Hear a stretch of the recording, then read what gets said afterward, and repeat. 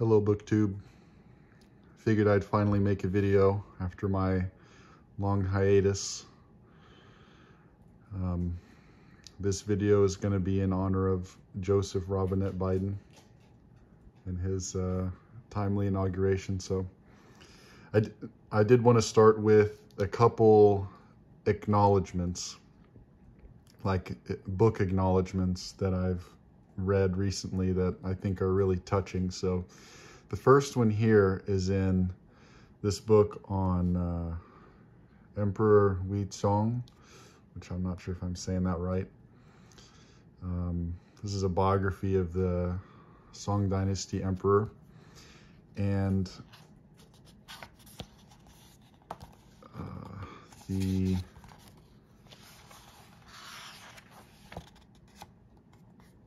preface ends with, it talks about all the people that helped her research and all this, but then you see the very last line here. I turned to my husband, Tom, for a non-expert's opinion, and he valiantly read the entire manuscript at 3 different stages. I just think that's so touching, so touching. And anyway, this is also a very interesting book. I've been interested in this emperor for a long time because he became emperor at a time when China was, the most advanced civilization ever, probably. The only argument you could have is Rome, which was 1,000 years before this. This was around 1000 AD, 1100 AD. And he pretty much devoted all his time to art. He played the guchen, he painted, he had a painting prodigy that was like one of the best painters ever, painted these like extremely long scrolls, and practiced calligraphy and everything. So yeah, if you're interested in like the sort of philosopher emperors, look up this book. Another really nice acknowledgement is in this here. Now, don't get the wrong idea. I don't actually know any Chinese really, but I would like to start learning it. So that's why I got this, and I've been looking at it. But in here, the acknowledgement here. Finally, as always, I thank my wife, Jen Carpenter, for putting up with me through the hours upon hours of character listings, index creation, and exercise correcting. Minneapolis, July 2005.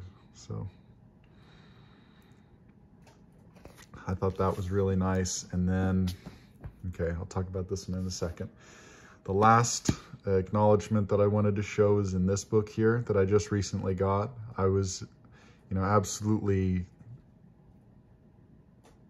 I guess, overjoyed that this new translation came out of Ernst Cassirer, The Philosophy of Symbolic Forms. This has probably been the most intriguing philosophical work of the last, 100 years or so to me. So when I saw that this was just recently put out by Routledge, I was just, spent too much money on it as always. But anyway, so there's a really nice forward here. Actually, no, it's in the translators. Oh, sorry, let me find it here.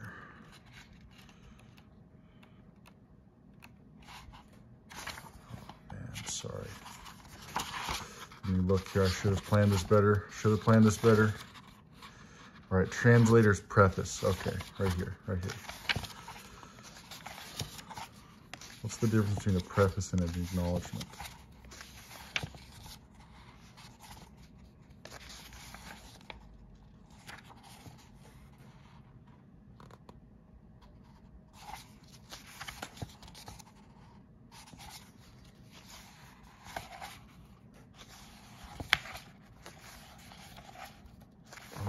It's at the end of the introduction.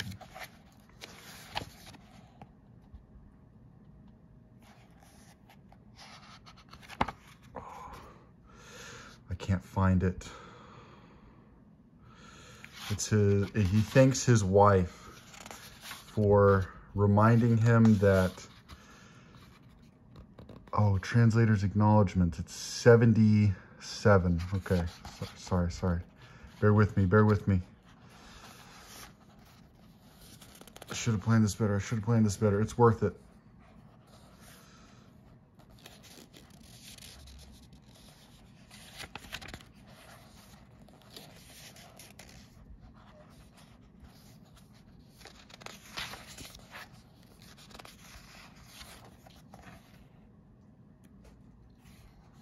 Okay, right here. Okay, it's worth the wait. Finally, I cannot express my gratitude enough to my wife, Agnieszka Chutrovska, whose wonder at the beauty of nature reminds me daily that there is more to life than philosophy. The translator's acknowledgement. And then all these other, people he thanks, but anyway, sorry for that. All right, so that's the philosophy of symbolic forms. And then I thought I would just show a couple other books that I've been looking at lately. So this, I decided to splurge on it. Complete works of Velázquez. I've been trying to get at least one book of each of my favorite artists. So I have Egon Schiele, I have Manuel Alvarez Bravo, I have, let's see what else. Oh, I have Antoni Gaudi, the architect. And then I have Velázquez. And, this book by Taschen is just amazing. Look how tasteful that cover is. And then it's just the actual book itself is just unbelievable. These extremely high quality portraits and close-ups of different paintings, and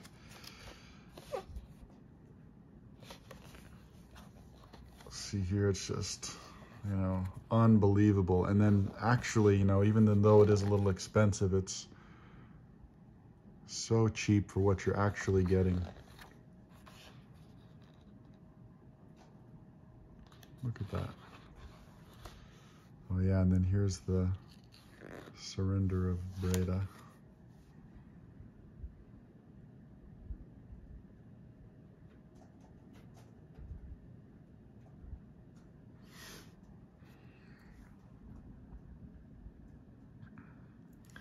That's the one weird thing about Velázquez. Not weird, but, he always has people looking at you. He's always... and that's what he does in his Las Meninas.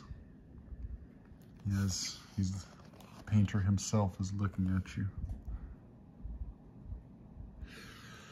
Yeah, I just wanted to show a couple paintings in there to show how high quality it is. And yeah, if you like Velázquez at all, he's an absolutely unbelievable painter, but you should get this. And this one, I actually found today at the local used bookstore. I was just so happy to find it because Redon is one of my, top favorite artists. For a while it was Redon, Egon Schiele, and then Franz von Stuck. Von Stuck kind of dropped out of that as far as my favorites. For a while it was replaced by Picasso, and then Goya found his way in there, and then Velázquez. But anyway, Redon has always been in my top favorites, so I was pretty pleased to find this. And also it's in quite nice condition, and it was used, so it wasn't too expensive. But just to show, Redon is just nuts, just absolutely nuts, absolutely crazy. Let's see if I turn to some good ones. Oh yeah, this one here. Poet Laurel Wreath.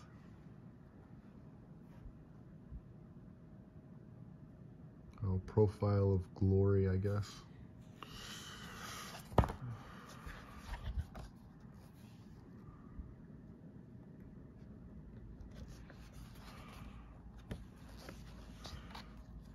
And the one amazing thing I love about Redon is his blues, his pastels.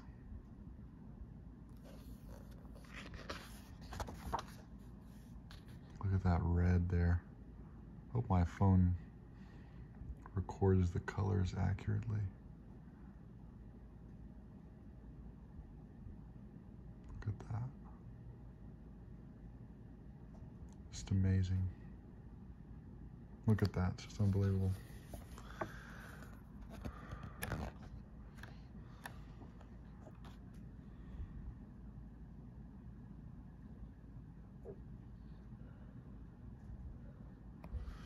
Yeah, so that's Odilon Redon, Prince of Dreams. And then I wanted to give like a, I guess like a public service announcement about these next two like sets of books, I guess you could say. So this next one here is a lot of you guys might know about it already because it's been quite popular, I guess, on my part of Twitter, translation Twitter, untranslated Twitter, I don't know what you'd call it, crazy people Twitter, but Walter Kilpi, Gulliver's Voyage to Phantomimia, a Transcreation by Douglas Robinson. So if you are not familiar with what this is, Walter Kilpi is considered the greatest modernist writer in Finnish, and this is his posthumously published continuation of Gulliver's Travels, but that's not even close to what it purports itself to be. So Walter Kilpi, his conceit was that he found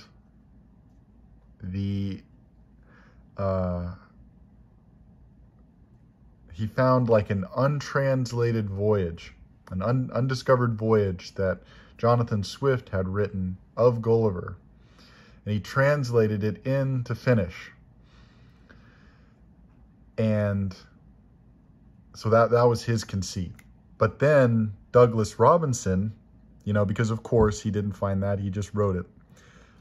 Douglas Robinson had to act like he was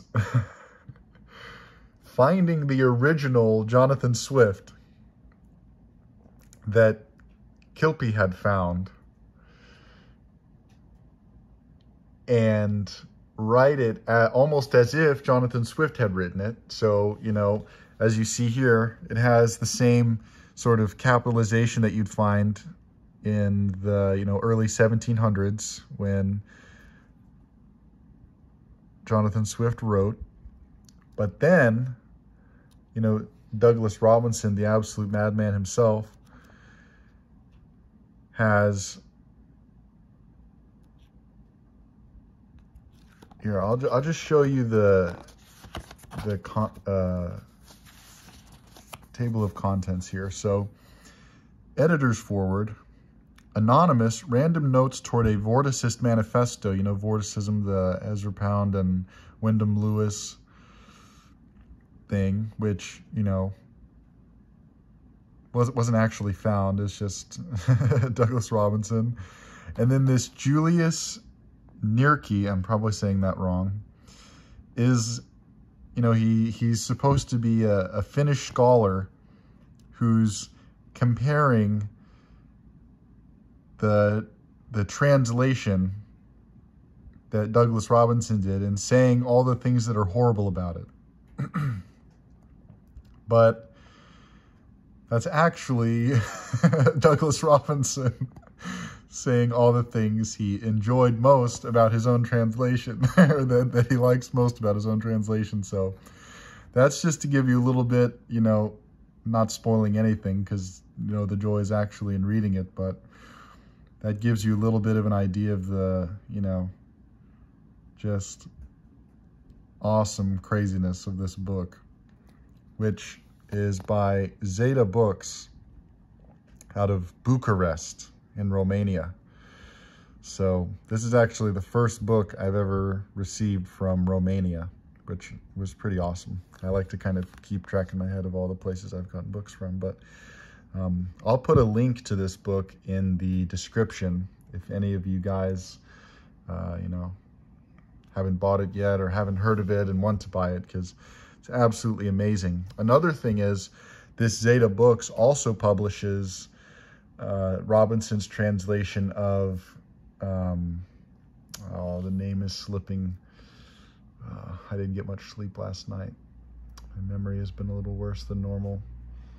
But anyway, the author's name is Alexis Kivi, and the title has a 7 in it. But anyway, it's considered the greatest Finnish novel, apart from Walter Kilpi's masterpiece, in the Alasto Salon, or something like that would be the translation. Apparently Douglas Robinson is considering translating it, translated parts of it. So just excellent to have people like Douglas Robinson around. Amazing translations. So I just wanted to give a heads up on that. I'm planning like a longer review of this, but I at least wanted to get some awareness of this for those of you who weren't in the know yet. And then I think the last thing I'm going to talk about, I don't want this to be a too excessively long video, is a literary journal, or I guess you could say literary journal, that I found that I think is very interesting and actually pretty promising, you know, in the current context of contemporary publishing, which in my opinion is pretty rough. But this is by Black Sun Lit. Let's see if it says it on the back. Yeah, Black Sun Lit, which I will also put a link to. And this is their Vestiges. I have 4 out of the 5. The first one's sold out. And to give you an idea of who is contained in these, there are translations of Pierre Senges, I think you'd say, Senges, by Jacob Seifring. You might know him. There's Daniel Popik, you know, one of the poets that I think who's really excellent.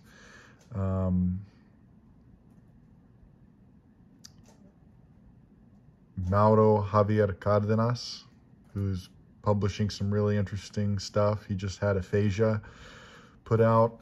And I'll just kind of run through these a little bit. So that's Ennui, Boredom as a Luxury. And that comes out of Brooklyn and Arkville, which I guess is a place in New York. I don't know where Arkville is, but it's pretty interesting stuff. It's definitely the most promising collection of contemporary writing that I've found. I read this whole first volume already, and Evan Lavender Smith is pretty interesting. He had a book put out by Junk Books, DZANC. I don't know how you're supposed to say that. They're doing the Joseph McElroy reprints, the Women and Men. He has a book from the old notebooks put out by them, and it's pretty interesting. This Haley Hemingway Sledge is pretty interesting. It's Paul Kavanaugh, Journey. It was nice. There's that Jacob Seifring translation I was mentioning, Eugene Lim. And then, let's see, there's Mimesis, Reflection as an Image of Loss. Always gotta have a provocative subtitle. Viki Now is an interesting kind of, I guess you could say, experimental writer. Andrei Codrescu, you know, he's kind of well known. Susan Deitch is in here, well known too. There's Daniel Popick at the top there. Awesome. I love Daniel Popick. Anyway, I don't want to go into these too much, but if you are having a hard time finding good contemporary writers, you know, under the age of 80, I think these are excellent volumes to look into. Silence as a Symptom of Form, and then Lacunae, Memory as a Morgue. You know, and if you want to look at the dates when these were put out, it's on here, summer 2016 to summer 2020. So, and then I think the other one was in 2015. Anyway, 5 years, but it's pretty awesome.